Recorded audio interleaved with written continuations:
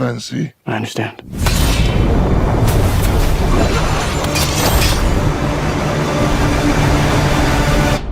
Nothing fancy.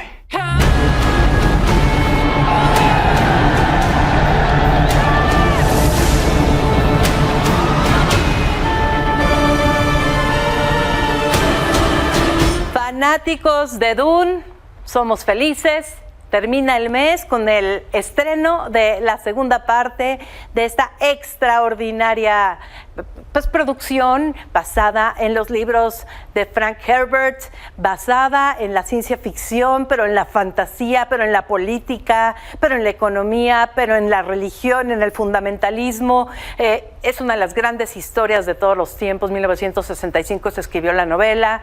Y bueno, platicamos con el elenco y con el director, así que vamos directo a ello. Empecemos pues por las chicas, porque de verdad tener por ahí a Zendaya y a Florence Pugh y poder hablar con ellas respecto a esta obra literaria y lo que hicieron con ella ha sido un deleite. Strong women and strong characters. What conversation do you think you would have with Frank Herbert, the author of Dune, about that? Thank you. Oof. Yeah, I mean, yeah, it's so complex, and I wonder why he made certain decisions that he made. And also think about the time that it was written. Like, it wasn't the done thing to give so much power of a storyline to women, and to not only shape them as like amazing, but also dark. I think hugely, obviously ahead of its time, but just thank you for creating such incredibly complex characters that we get to play with. Yeah. But now we get to have that conversation with him through the work that you guys do, that this whole amazing group of people do. And do you know this very meaningful for many generations, not just the younger ones.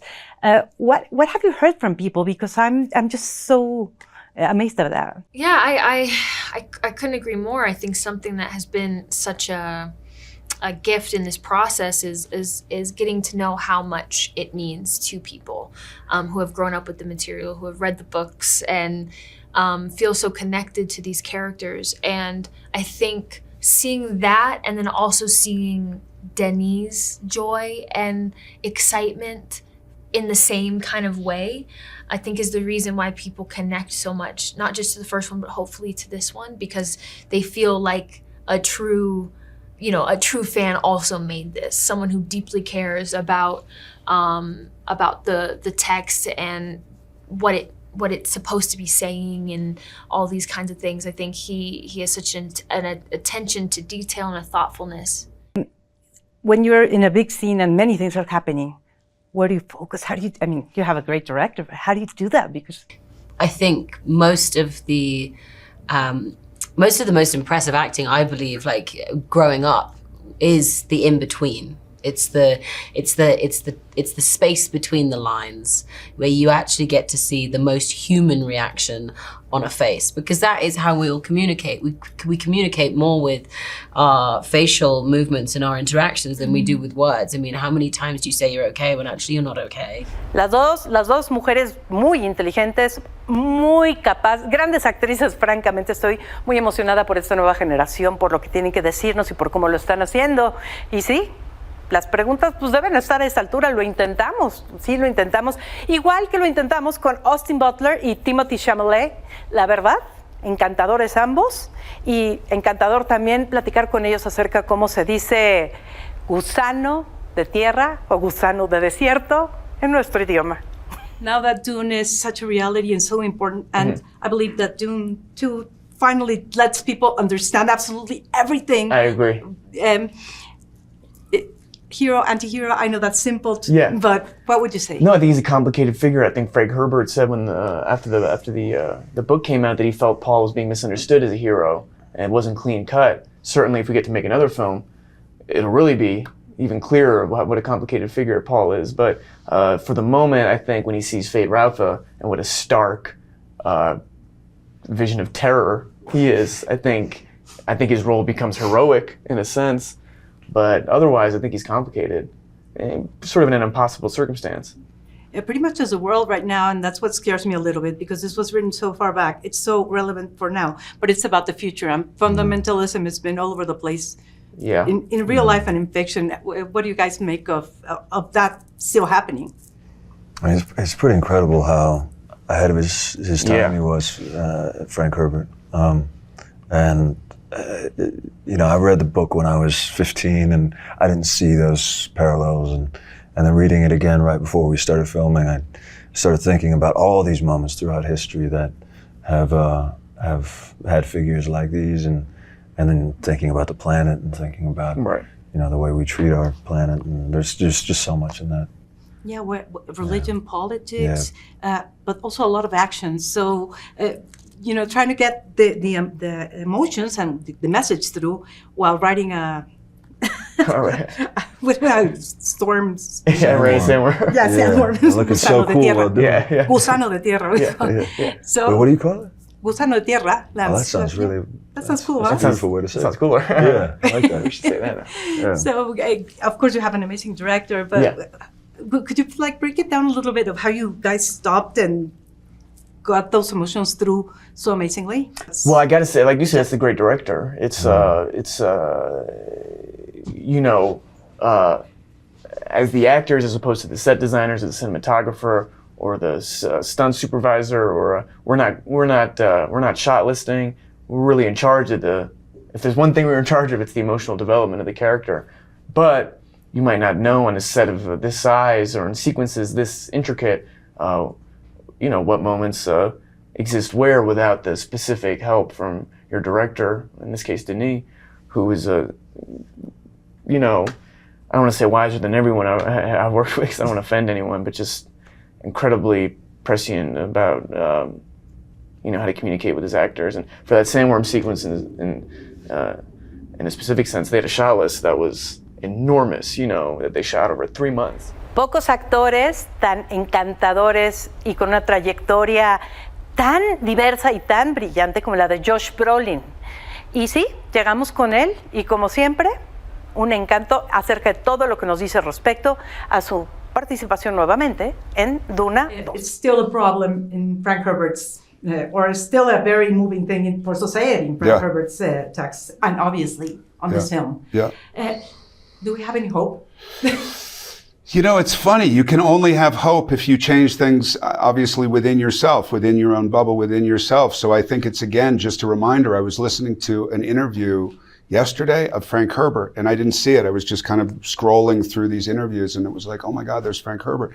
And he said, if you don't have the ability to come to terms with yourself, you can't change anything. If you're constantly looking out here, you need to change, we need to change and be a power of example. And I think that the fact that he did that in 1965, it's 2024 now. We've seen this trajectory of us continuing to be selfish, and we hope. But if it doesn't and we implode, will anyone care? I don't know. Telling stories personalizes the real problems we have as a humanity. I believe much more now in storytelling than in journalism, and it hurts, but it's true. Yeah. How do you see that happening now? I mean, there's so much stuff to read. I don't read the news a lot. I made a choice about 2.5 years ago, 3 years ago, to start reading the news less. So when I read it now, I'm impacted by it. When you see something and you go, oh my God, that's still going on. Or what's the news now that's the same news I read 2.5 years ago, and how has it changed? So you're going to talk to a new generation with this film. And it's truly the biggest message film, which wasn't meant to be that way. But no, it was. I think it was meant to be that way from Frank Herbert's point of view. But I think that Denis has embraced it in a way. And obviously when you're selling, it's like, look, it's in Mexico and it's an action film, and talk about what an action film is. Great. So much action. That's great. But if it's not personal, if it doesn't mean something to somebody, if they can't personalize it themselves, if it's not a form of intimacy when you're watching a movie, that's what's so great about going in a theater. The lights go down and it becomes sensorial. It becomes like a cellular experience. And I don't know. I love that. I've loved that since I was a kid. It's affected me greatly. I think it's pointed my life in a direction that I appreciate because of the great films that have been made in the past. And I think this is also a great. Y cerramos fuerte, muy, pero muy fuerte, porque poder platicar con Denis Villeneuve, el gran director, siempre es un privilegio. Es un hombre tranquilo, recatado, pero tiene unas creaciones y unas visiones tan enormes que solamente sus películas te pueden decir todo lo que está ocurriendo allá adentro. Y lo que nos contó y lo que nos platicó y de lo que decidió no hablar mucho también, dicen mucho más que lo que yo podría decirles. Así que vámonos a la I would love to know this first. If you could have had a conversation with Frank Herbert about Paul's role in Dune 2 as an anti-hero or not, how would you imagine it going? But I think that having read interviews about him, how he felt about how the book was perceived at first, and why he wrote Dune Messiah, I think that I had the benefit of being in the future and knowing what he went through and what was his initial intentions. And I hope that what I've tried to do with part 2 will have made him happy. Now, tell me something, because we have the best action ever on film, but you also have such a strong political, emotional, and social comment. So when you're balancing out and you're pre-planning, you're pre-producing, how do you weigh one with another, and how do you work them together? I can only answer it by trying to find that equilibrium, and the way to do this is just it has to be driven by the the characters. And my goal was to try to convey all these vectors through the relationship between Paul and Shani, by their love story, and which is at the center of the movie. And through their love story, you feel all the political tension, the religious tension. And that was the idea, is to try to make very intimate, and that it reverberates on the outside world. Así que estén listos para cerrar este febrero largo con la segunda entrega de Duna 2. Y a quien se pregunta, ¿habrá Duna 3? En eso andan. Pero lo que sí les puedo decir es que los fans de los libros van a salir, y salimos más que felices. Soy Susana Moscatel. Gracias, equipo. Nos vemos pronto.